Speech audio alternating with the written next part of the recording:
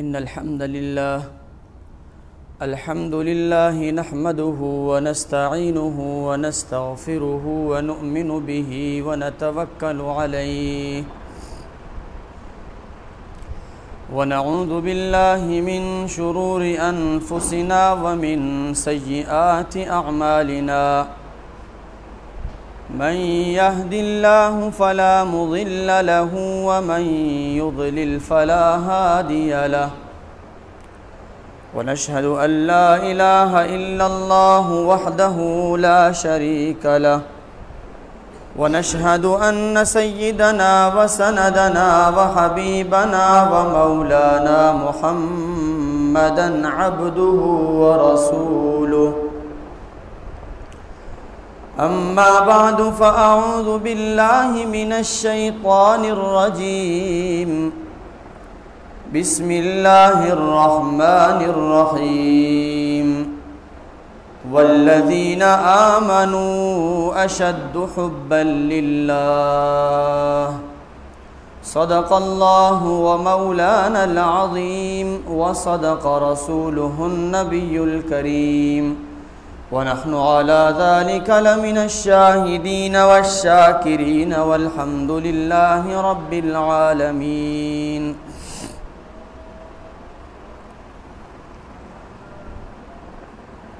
انتہائی معزز و محترم میرے غیور مسلمان بھائی و دوستو بزرگوں، حدیث قدسی میں آتا ہے کہ اللہ رب العزت فرماتے ہیں کنت کنزا مخفیا، کہ میں انسانیت کی تخلیق سے قبل، انسان کو بنانے سے پہلے ایک چھپا ہوا خزانہ تھا، تو میں نے ارادہ کیا کہ میں پہچانا جاؤں اور مجھے میرا تعارف ہو جائے، فخلقت الخلق، تو میں نے مخلوق کو پیدا کیا تاکہ میری پہچان ہو، میری معرفت ہو، مجھے پہچانا جائے۔ چنانچہ انسان کی تخلیق ہوئی، کائنات کی تخلیق ہوئی، اس انسان کی خدمت میں 18,000 مخلوقات اور یہ دنیا میں جتنی رنگینیاں ہیں، دنیا کی جتنی چیزیں ہیں، ان تمام چیزوں کی تخلیق فرمائی تاکہ اس انسان کی خدمت ہو سکے، اور اس انسان کو بتایا گیا کہ تمہیں دنیا میں کس لیے پیدا کیا گیا، وَمَا خَلَقْتُ الْجِنَّ وَالْإِنسَ إِلَّا لِيَعْبُدُونَ لِيَبْلُوَكُمْ أَيُّكُمْ أَحْسَنُ عَمَلًا اور لِنَبْلُوَهُمْ أَيُّهُمْ أَحْسَنُ عَمَلًا۔ چنانچہ یہ سلسلہ چلتا رہا، حضرت آدم علیہ السلام سے آن حضرت صلی اللہ علیہ وسلم کی ذات اقدس تک، پھر آپ علیہ السلام نے محنت فرمائی اس انسانیت کی ہدایت کے لیے، چنانچہ آپ علیہ السلام پر ختم نبوت اور نبوت کی تکمیل فرما دی، اور یہ بتا دیا کہ اب یہ راستہ جنت کا ہے، جو اسے اختیار کرے گا میرے پاس آئے گا، بخوشی خوشی جنت میں داخل کر دوں گا، اور یہ راستہ جہنم اور آگ کا ہے، جو میری نافرمانی کرے گا، مجھ سے بغاوت کرے گا، دنیا میں سکون ڈھونڈے گا تو اسے سکون ملنے کے بجائے آخرت میں عذاب دیا جائے گا۔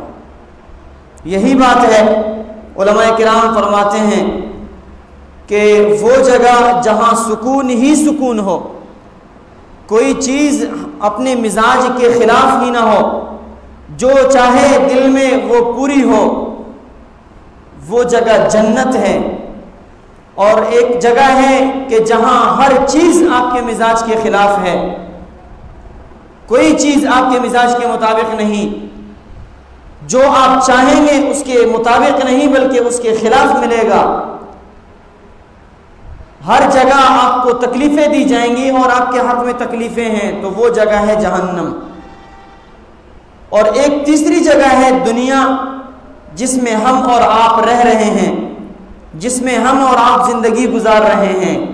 فرماتے ہیں وہ جگہ ایسی ہے کہ جہاں خوشی بھی ہے اور جہاں غم بھی ہے. بسا اوقات آپ کے مزاج کے مطابق کوئی چیز ملے گی تو بسا اوقات آپ کے مزاج سے ہٹ کر کوئی چیز ملے گی اور آپ کے مزاج کے خلاف کوئی چیز ملے گی.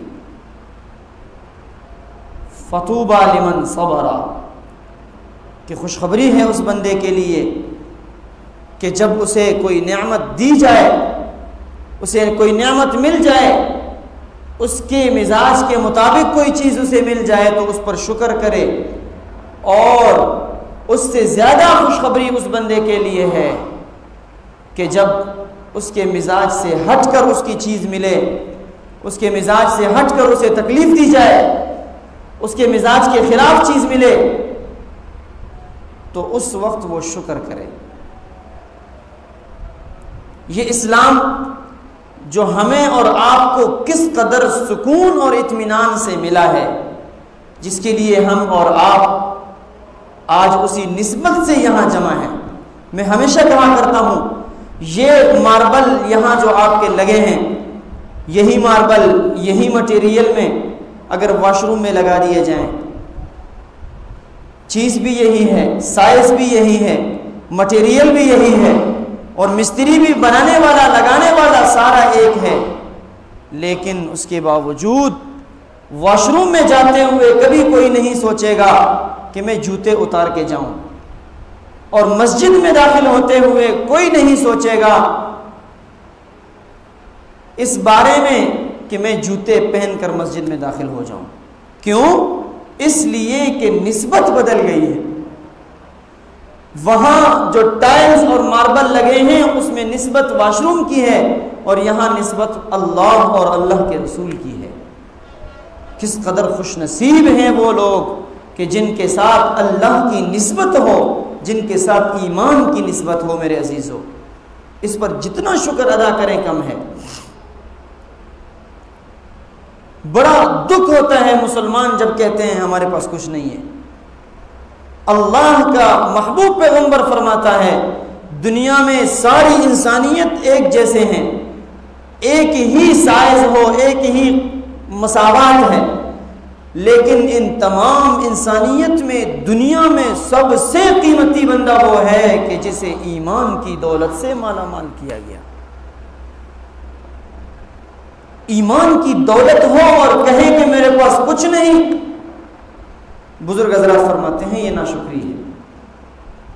سیدہ زنیرہ رضی اللہ تعالی عنہا ابو جہل کی باندی تھی. ابو جہل جو اسلام کا ازلی اور ابدی دشمن رہا, اس کی باندی چپکے سے آپ علیہ السلام کی مجلس میں اور خدمت میں حاضر ہوئی اور اسلام لے آئی, کلمہ پڑھ کر مسلمان ہو گئی. ابو جہل کو پتہ چلا. ابو جہل نے کہا زنیرہ کیا تم اسلام لے آئی ہو, کیا تم محمد پر ایمان لے آئی ہو؟ زنیرہ نے کہا بالکل میں محمد پر ایمان لے آئی ہوں. ابو جہل نے طرح طرح سے تنگ کرنا شروع کیا اور ایک وہ زمانہ آیا کہ مکہ کے ابو جہل کے جتنے اوباش دوست تھے سب کو جمع کیا, اکٹھا کیا, اور سب کو اکٹھا کرنے کے بعد سیدہ زنیرہ رضی اللہ تعالی عنہا ان سے کہا کہ محمد کے اسلام سے پھر جاؤ ورنہ میں تمہیں تکلیف دوں گا. سیدہ زنیرہ رضی اللہ تعالی عنہا فرماتی ہیں میری زبان کٹ سکتی ہے, میرے ہاتھ کٹ سکتے ہیں, میرا سر تن سے جدا تو ہو سکتا ہے, لیکن میں محمد کے اسلام سے پھر نہیں سکتی. ابو جہل نے سب لوگوں کے سامنے ان کو تکلیفیں دی, ان کو مارا, ان کو پیٹا, اور روایات میں آتا ہے کہ ان کے سر پر کوئی چیز ماری کہ جس کی وجہ سے زنیرہ رضی اللہ تعالی عنہا اوندھے منہ زمین کے اوپر گری, اور جس کی وجہ سے زنیرہ رضی اللہ تعالی عنہا کی آنکھیں بصارت کھو گئی, آنکھوں کی بینائی چلی گئی. اور نابینا ہو گئی۔ تو ابو جہل لوگوں کے سامنے مذاق کرتا رہا کہ دیکھا تو ہمارے لات اور عزا کو نہیں مانتی، تو ہمارے معبودوں کو نہیں مانتی، ہمارے معبودوں نے تمہیں اندھا کر دیا ہے۔ تو سیدہ زنیرہ رضی اللہ تعالیٰ عنہ کمرے میں گئیں اور چپکے سے اللہ کے سامنے آہذاری اور گریہ میں لگیں اور رونے لگیں اور کہنے لگیں یا اللہ، ابو جہل نے میرے ماں باپ کا مذاق اڑایا، میں نے برداشت کیا۔ ابو جہل نے میری ذات کا مذاق اڑایا، میں نے برداشت کیا۔ ابو جہل نے مجھے تنگ کیا، میں نے برداشت کیا۔ ابو جہل مجھے برا بھلا کہتا رہا، میں برداشت کرتی رہی، لیکن اے اللہ، ابو جہل نے آپ کی گستاخی کی، یہ مجھ سے برداشت نہ ہوا۔ مجھے کہنے لگا کہ تجھے لات اور عزا نے اندھا کر دیا ہے، یہ مجھ سے برداشت نہ ہوا۔ اے اللہ، جب میں پیدا ہوئی، جب میں کچھ نہ تھی، تو نے مجھے آنکھیں دی، تو نے مجھے زبان دی۔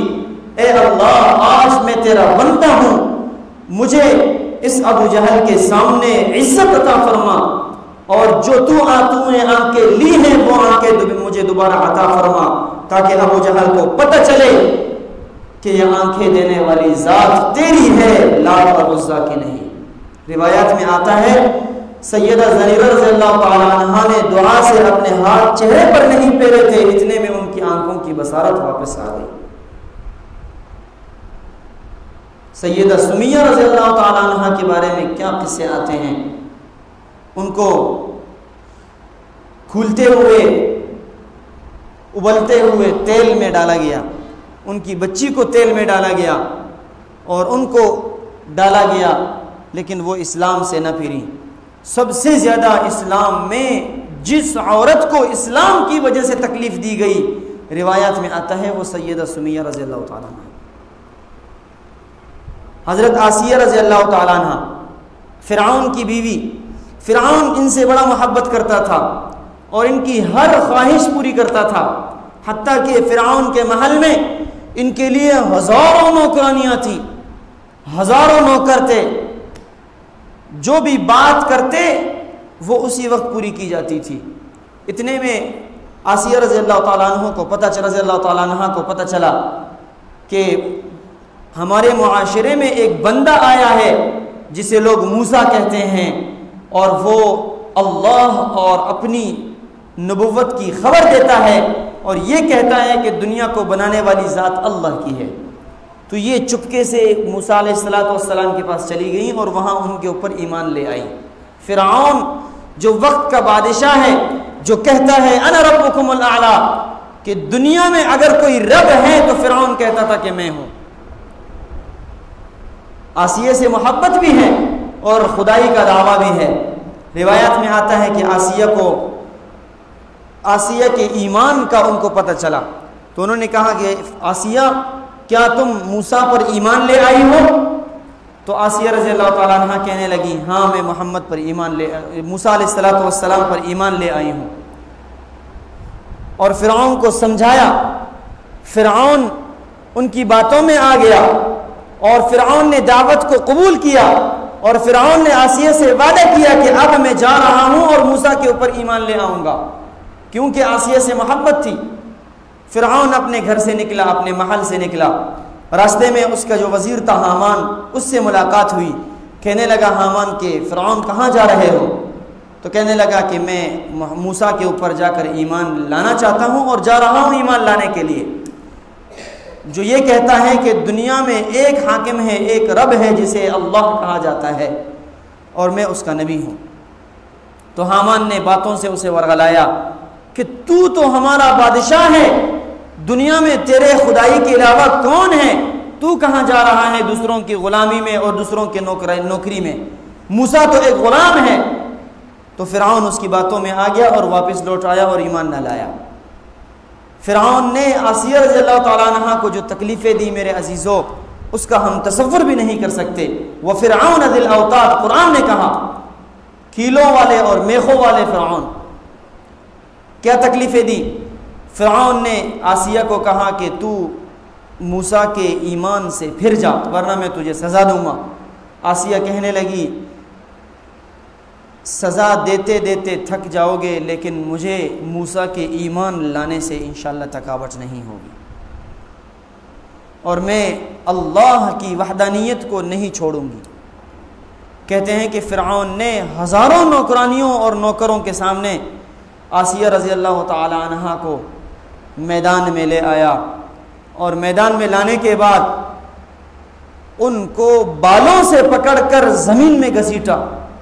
ایک عورت ذات بالوں سے پکڑ کر زمین پر گھسیٹا، کہا کہ میں تیرے کپڑے اترواؤں گا۔ آسیہ نے کہا یہ کپڑے اتروانا تو برداشت کر سکتی ہوں، لیکن اللہ کی وحدانیت کو نہیں چھوڑ سکتی۔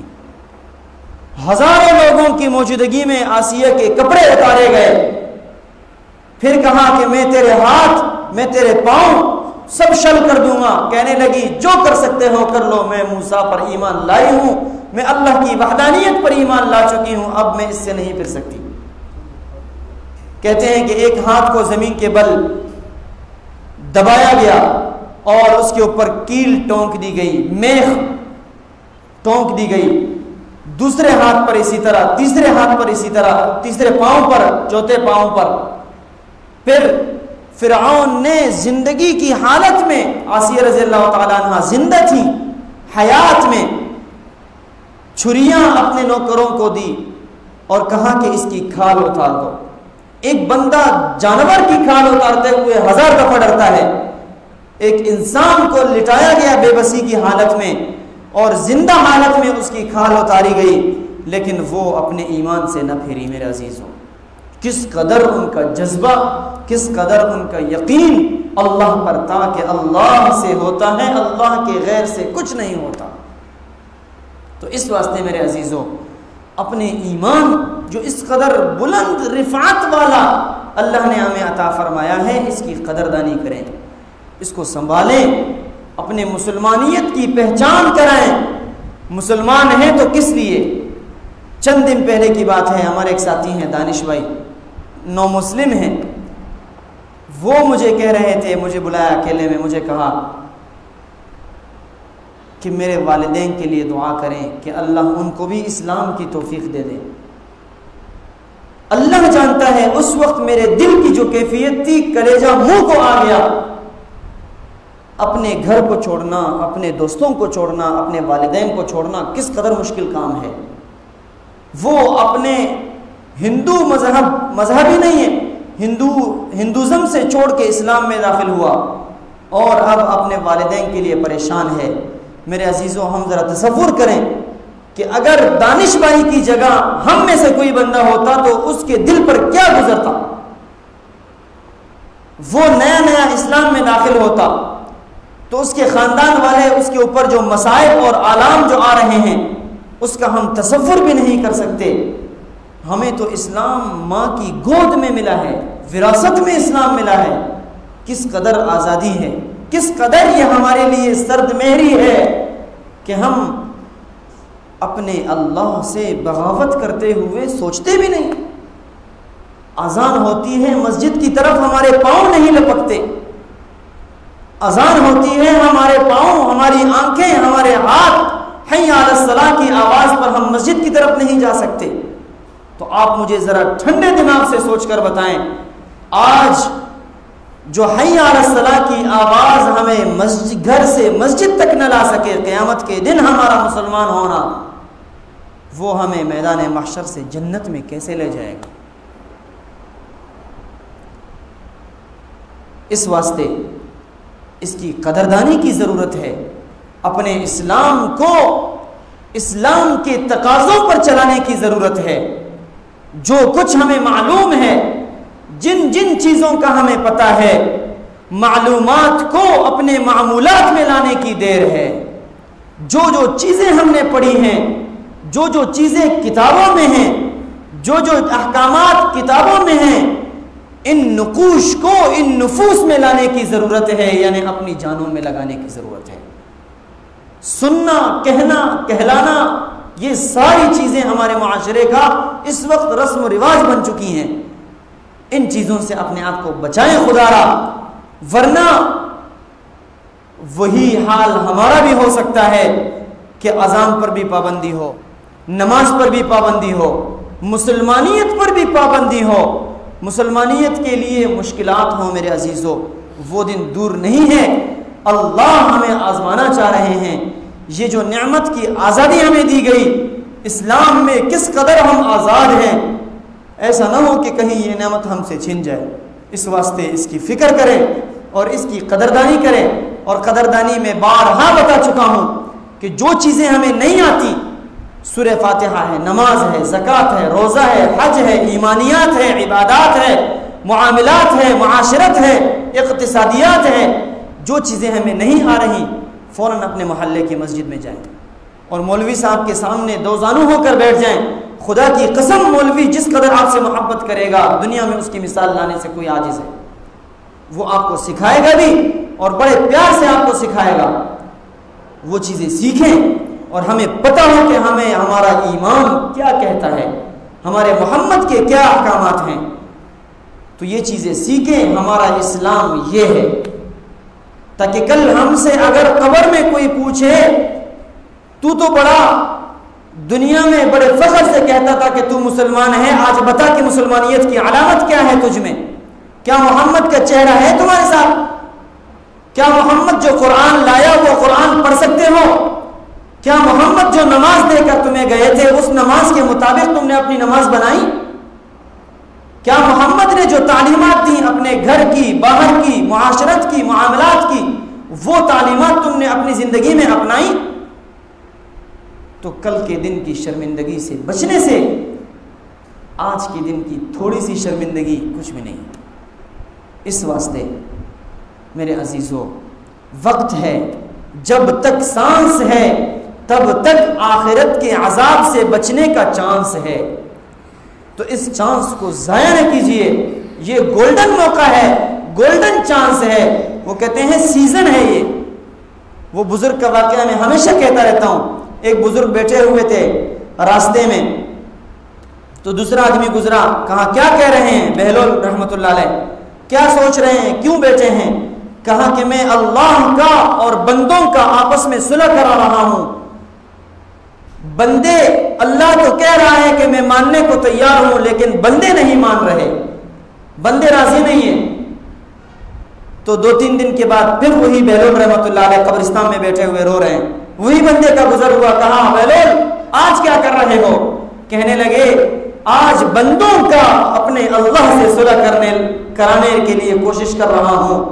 آج بندے تو راضی ہیں کہ ہم مان رہے ہیں، لیکن آج اللہ نہیں مان رہا۔